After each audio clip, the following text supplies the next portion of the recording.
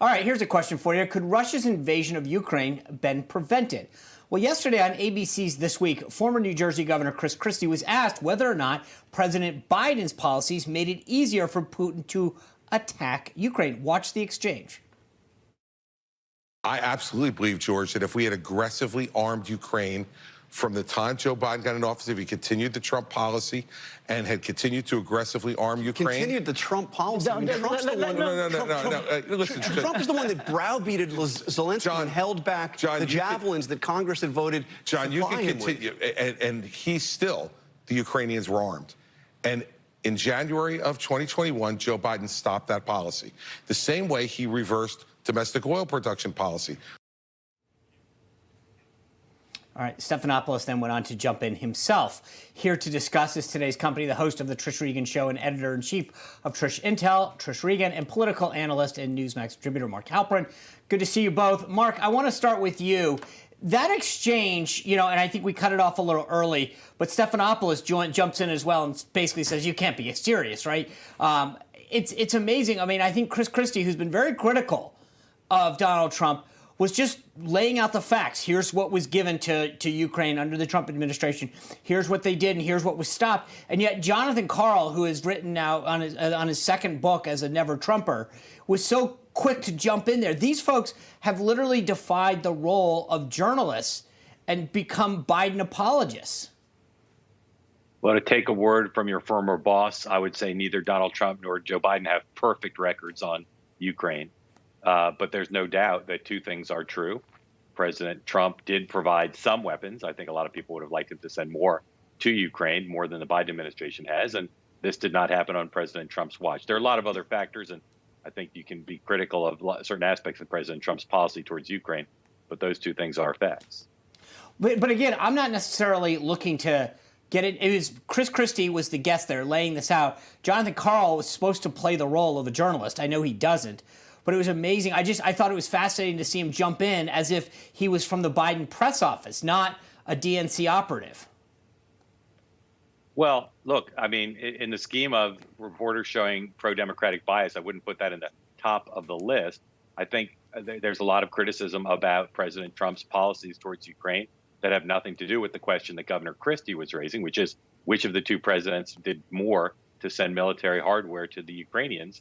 The answer to that question is Donald Trump, and that's not a point that Jonathan Karl wanted to address. Right. Trish, I do want to move over to a clip from NBC from the weekend. Watch this. But if there was one thing that surprised me about the President's State of the Union was the lack of connecting the fight for democracy and freedom abroad with the fight for democracy at home. I look at what's happening in Ukraine, and I see, democracy can be a fragile thing, and it feels a bit fragile in America right now. Okay, Trish, civilians are literally being killed on the streets in Ukraine, and the media is comparing this to voter suppression here at home. It's kind of a classless thing to do, let's be honest, Lyndsay. I think that we need to focus on what's happening in Ukraine right now. I think what's problematic for some of these quote unquote journalists over there at MSNBC is that they're having a hard time making this story relatable to people, which is sad because obviously it should be very, very relatable. You just see those images. And I think, I look at it as a mother and you can't help but feel very, very strongly, right, in terms of what you're seeing when you see innocent children, innocent people being slaughtered by these bombs that this murderous dictator is putting onto Ukraine. So it should be relatable, but they're trying. They're grasping at straws here. They're trying to politicize this in some way. Look, it's not the time or place.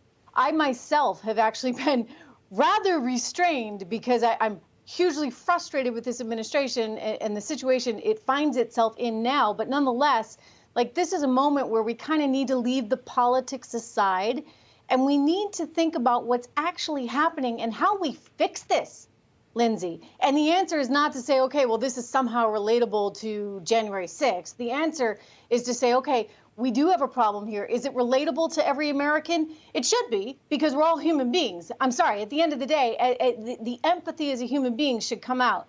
And if that's not resonating, I'll tell you what will, sadly, and it's going to be the economic consequences of this entire disaster, because $4 at the pump, you ain't seen nothing yet. I expect that when they take Russian oil offline, if they do not have a solution, and I'm not as negative on Venezuela as some people, I actually think that could be a viable solution because it's so close to us. If they don't have a solution, guys, we're going to be looking at $8 or $9 at the gas pump, and that's going to hurt. Hey, Mark, I want to stay in the NBC critique here. Former Attorney General Bill Barr is out with a new book. He has been all over NBC. He was on the Today Show this morning with Savannah Guthrie. I want to play this clip to you about something that came up about Robert Mueller. Take a listen. You acknowledge in the book you thought it was a phony scandal, so you took that decision upon yourself. Right. Why did you do that? Well, it is a phony scandal, and people, in talking about the big lie after the election, forget that there was a big lie, at the beginning. Be that as it may. So it's funny, Mark, when Bill Barr, who's very critical of Trump right now, brings up the other big lie, i.e. the Russia hoax, and wanting to talk about Savannah, goes, be that as it may. In other words, that one that we piled on, that we sort of tarred everyone with, let's not talk about that. Bill Barr will be the toast of the liberal media as long as he criticizes Donald Trump. And when he deviates from that, he won't be the toast. Well said. Probably true, although he did go on to say that he would vote for Trump if he is the nominee, so I'm sure they like that. Before we go, I do want to switch gears to something that was very interesting over the weekend. Trish, disgraced former New York Governor Andrew Cuomo, he made his first public appearance at a church in Brooklyn. He blamed cancel culture on his political fall, slamming CNN amongst others. But he used a phrase from John Lewis saying, let's make some trouble, let's make some good trouble. I don't think he's going to be able to recover from this. Your take? No, I think it's done. Move on, find another occupation somehow, some way. Look, it's cancel culture is a real thing, by the way. I don't want to not acknowledge that, but I think that under the circumstances, given what we have learned about him, it's probably time to pack it in. I do not see a political future for Mr. Cuomo right now under any circumstances. Yeah. Mark, in the 10 seconds that we have left, do you think that Andrew Cuomo makes another run? He might, but as Rick Perry would say, that would take a lot of chutzpah. Yeah. Lyndsay, you think he makes another run? I think he will. I think he will. I mean, I think with what he showed on this thing. Yeah. Anyway, I can't believe he did it in the way that he did it. Anyway, Mark, Trish, thank you both very much. Thanks, guys.